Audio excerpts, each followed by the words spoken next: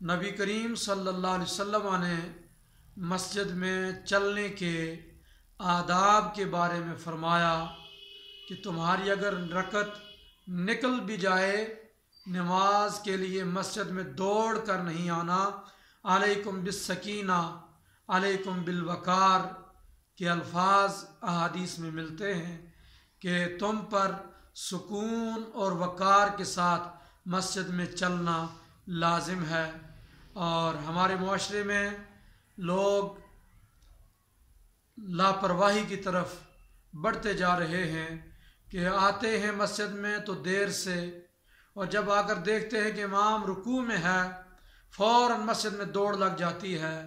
तो दौड़ लगाकर मस्जिद में आना गुनाह है, अल्लाह ताला नाराज़ होता है, मस्जिद की बेहुरमती है।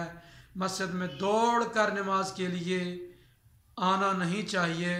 इज़्ज़त, वक़ार, एहतराम और इंतहाई सुकून के साथ आने का हुज़ूर अलैहिस्सलाम ने हुक्म दिया है।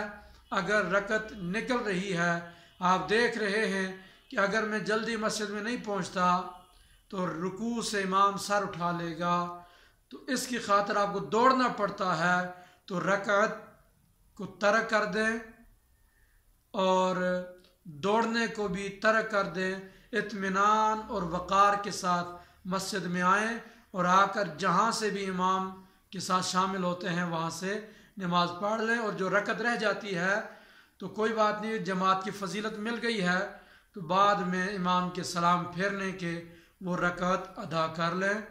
तो इस तरह गुनाह से बच जाएंगे, मस्जिद की बेहुरमती से बच जाएंगे। लेकिन हमारे मुआशरे में अब रिवाज चल पड़ा है कि जैसे ही इमाम रुकू में चला गया और पीछे से नमाजी आ गए तो वो दौड़ लगाकर रुकू में शामिल होते हैं। तो ये मस्जिद की बेहुरमती और मस्जिद के तकद्दुस को पामाल करना है, जो कि इंतहाई जुर्म है और गुनाह कबीरा है। तो गुनाहों से बचने के लिए हम मस्जिद में आते हैं और मस्जिद में आकर मस्जिद की बेहुरमती करके गुनाह के मुर्तकिब होकर गुनाहों का वबाल और नहुसतें लेकर घरों को रवाना होते हैं। इस चीज़ से बचिए और दूसरों को भी बचाइए।